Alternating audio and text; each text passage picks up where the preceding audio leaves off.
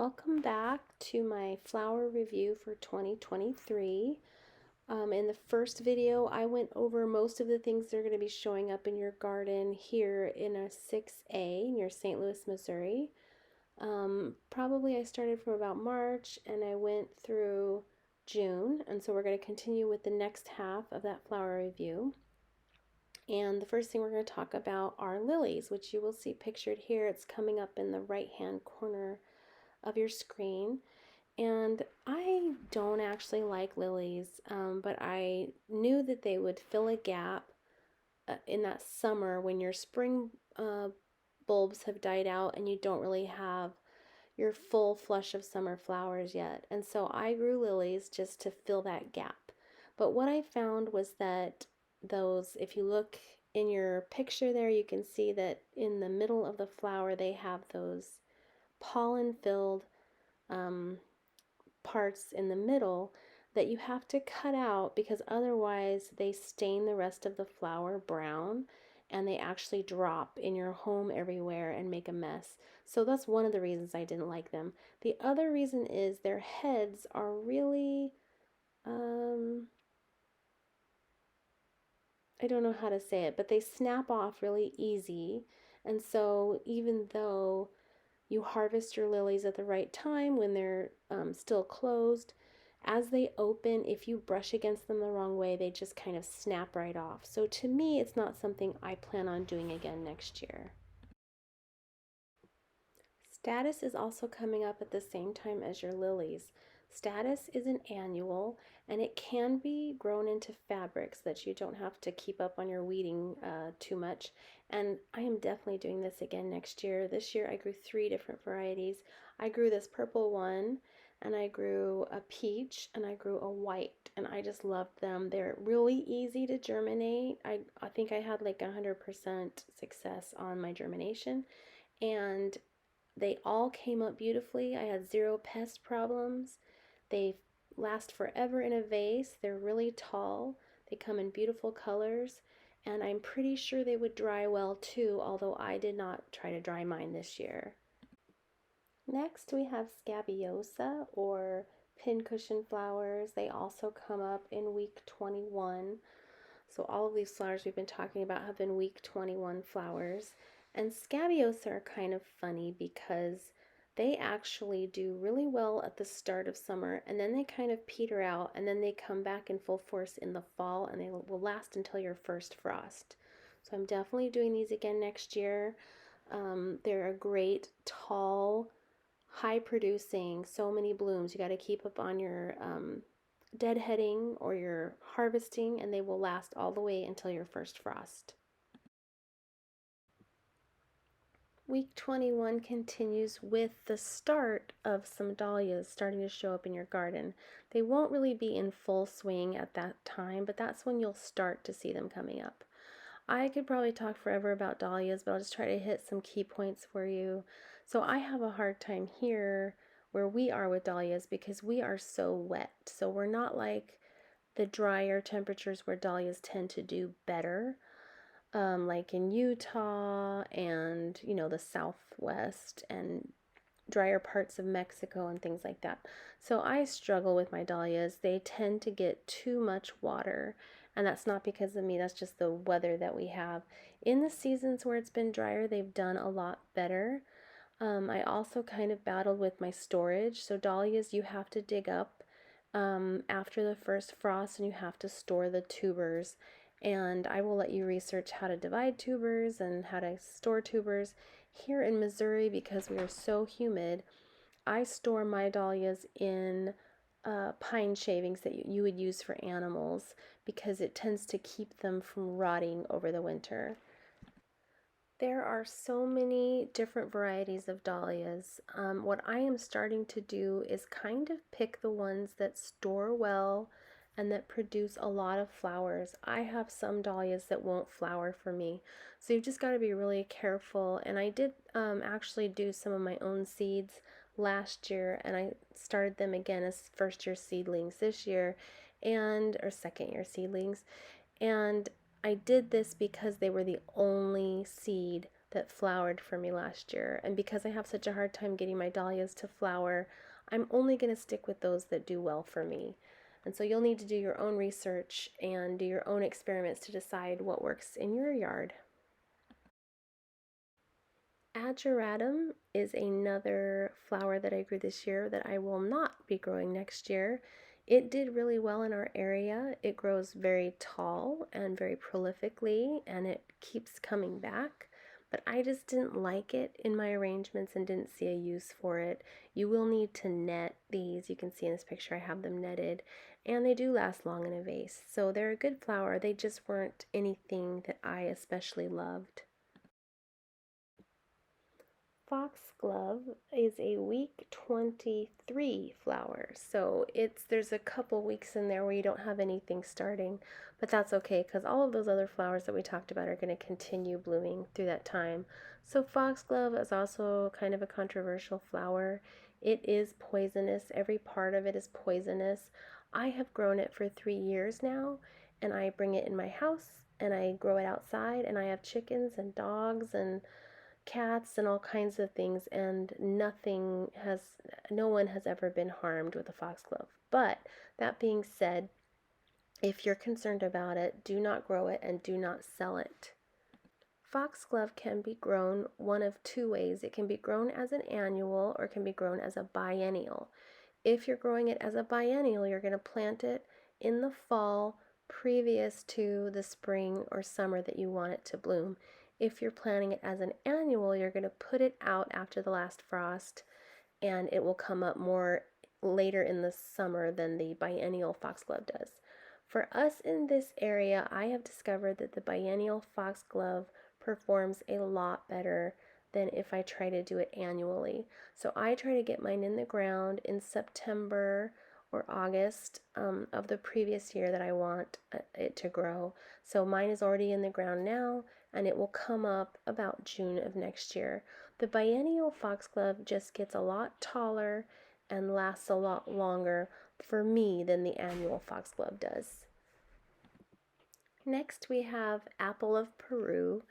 Apple of Peru is a beautiful filler that develops flowers first, but then those flowers turn into the little green seed pods. I don't know if you can see that in the picture. If you look real close, you can see the green seed pods that come after those beautiful blue flowers.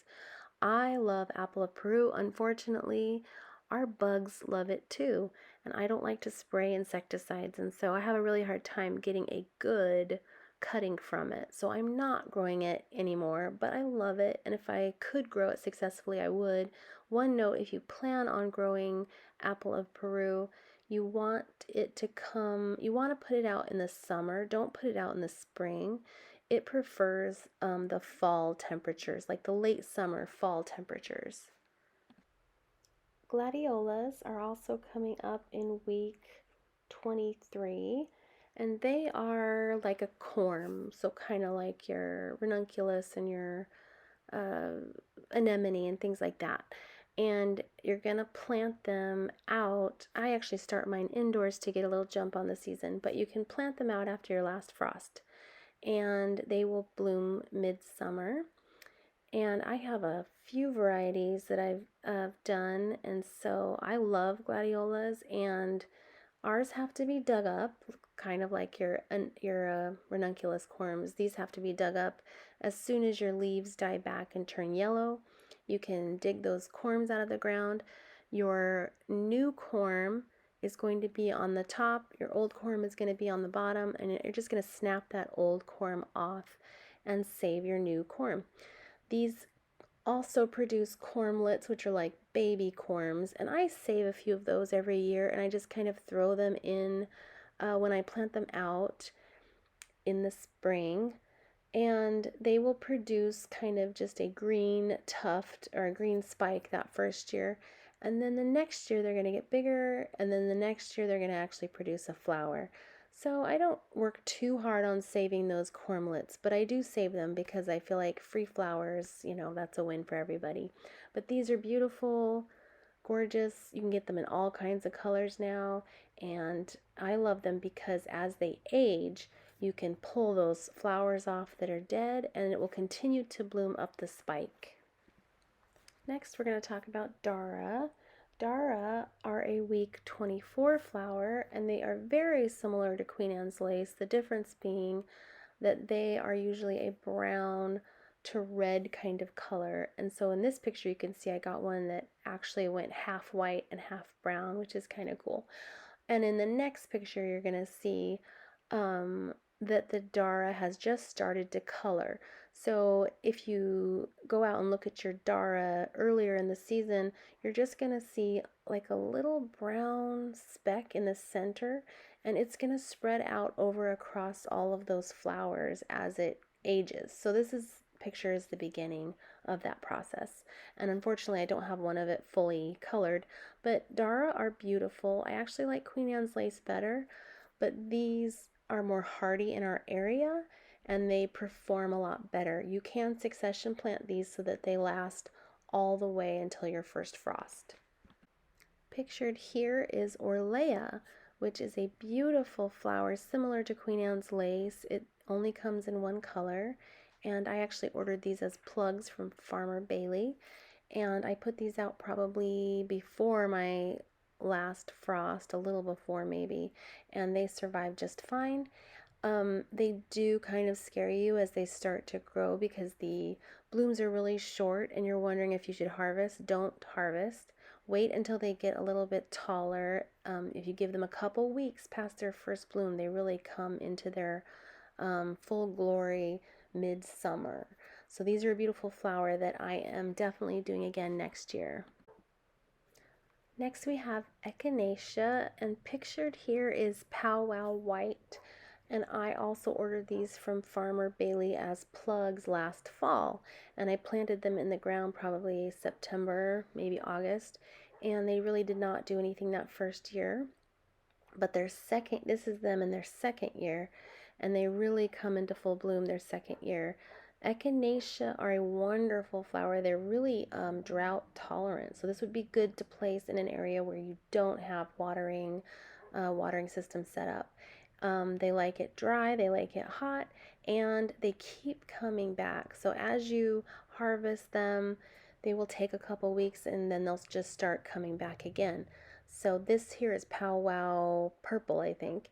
And then this last one I have, I can't remember the name of, but it's an orange and it's a really bright, beautiful. They have so many different colors. I definitely recommend this, especially for dry areas, or if you're looking for like a xeriscape idea, this is a perfect choice. And they last forever in a vase. Our last week 24 flower is Celosia, or Celosia, however you want to say it. These pictures here are kind of in their last stages. They're almost too far gone to harvest at this point. But I probably have some of that one's better quality right there. Anyway, Celosia is one of those plants that you will want to pinch, otherwise you'll get like a huge broomstalk plant that you can't use for anything. So you want to pinch these when they're young. In our area, these self-seed like crazy. I mean, it's almost impossible to get rid of them. So I have devoted an entire bed to them, and I just allow those seeds to fall and rebloom the next year. So I don't ever have to, well, now I don't have to start them, but they do have a really good germination rate for me. They last until the first frost. You might want to consider succession planting these because I feel like if you pinch them, you can get a couple good cuttings off of them, but then they'll die back. So if you are starting them for the first time, or if you don't intend to let them self-seed, succession planting would be a good choice for you. Okay, so we're about week 25 in our season, which is about June. And this pictured here is basil. Basil is an amazing flower filler. It smells so good, and there are so many different kinds of varieties. I grew a lemon lime, a cinnamon, a dark opal, and I think the last one I grew was just a Mrs. Burns lemon. So to me, I like the lemon lime a lot. It's just a beautiful, vibrant color. I also like the dark opal, which is pictured here, just because it's unique and a little bit different than what you see most of the time. You can harvest basil when you see the top part of that basil starting to produce flowers up at the top. And basil, you can probably cut off basil for, I want to say 2 to 3 weeks before it's going to die back and it's going to start looking really raggedy and yucky. So I would definitely succession plant these. This is what I'm going to do next year.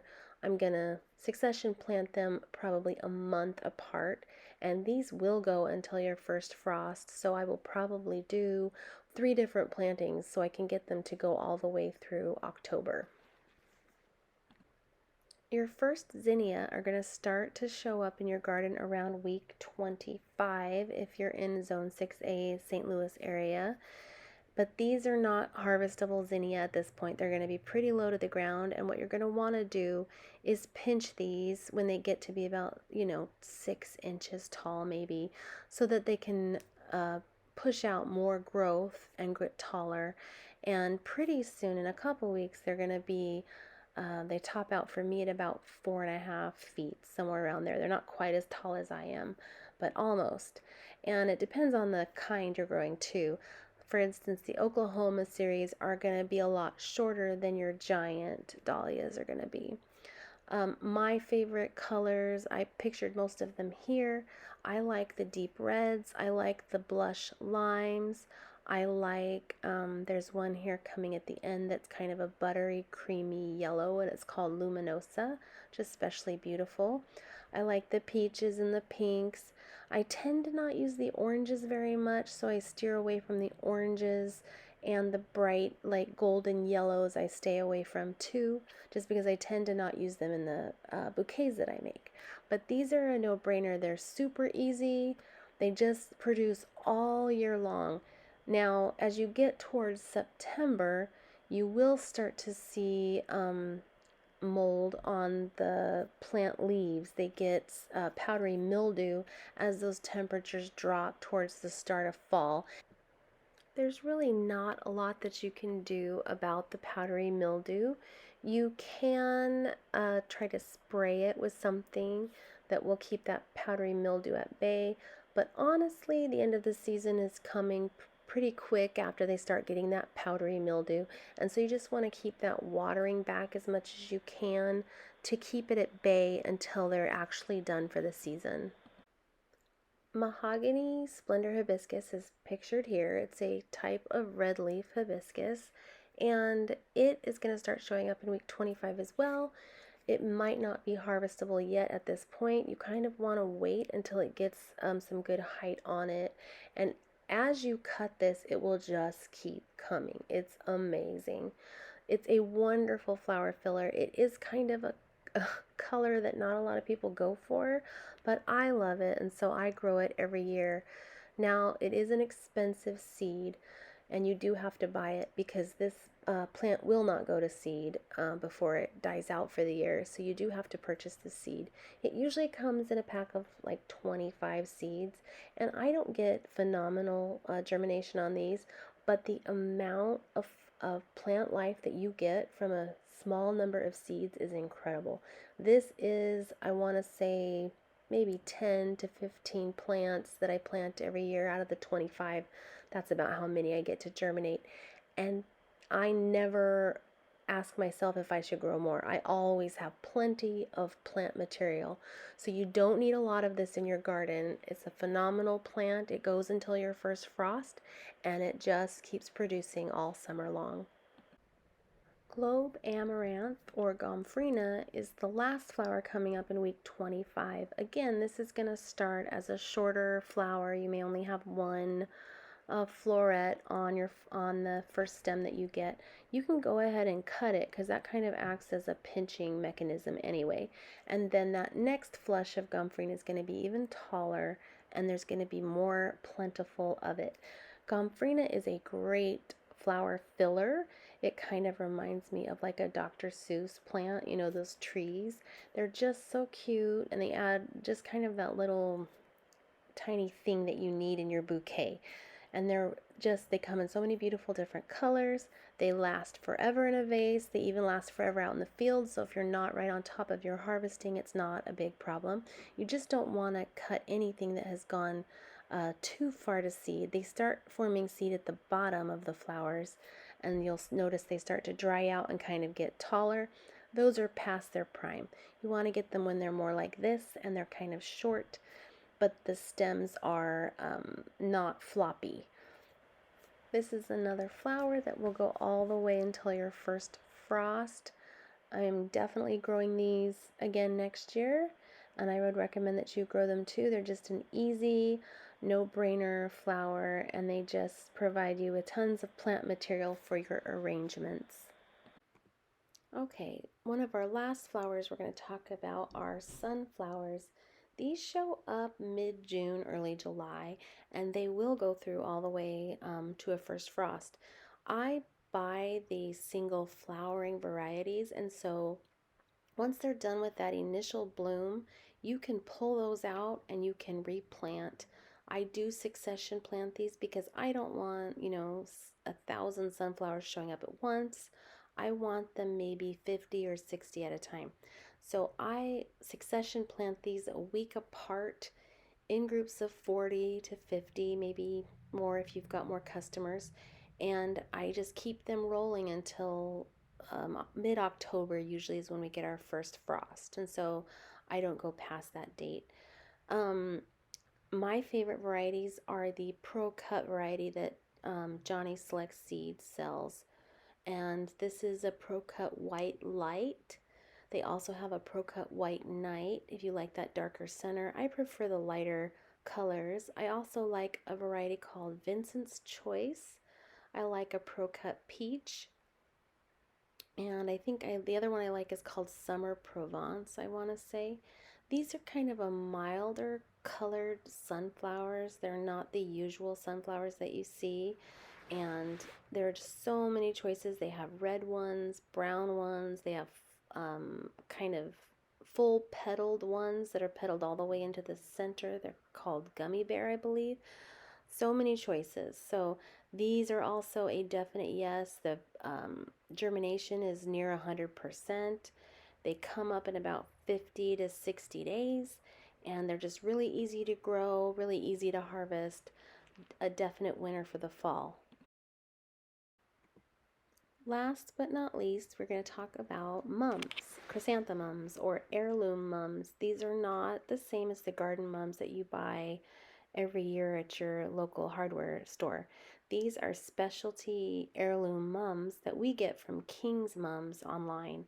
We order them in January and they come in the spring. You plant them into the ground and you don't see them until about week 39 or 38 of your year. So these are coming in September is when you're first going to start seeing these. Now these are a little bit more of a time-intensive crop, okay, because you plant them in the spring and you don't see them until September.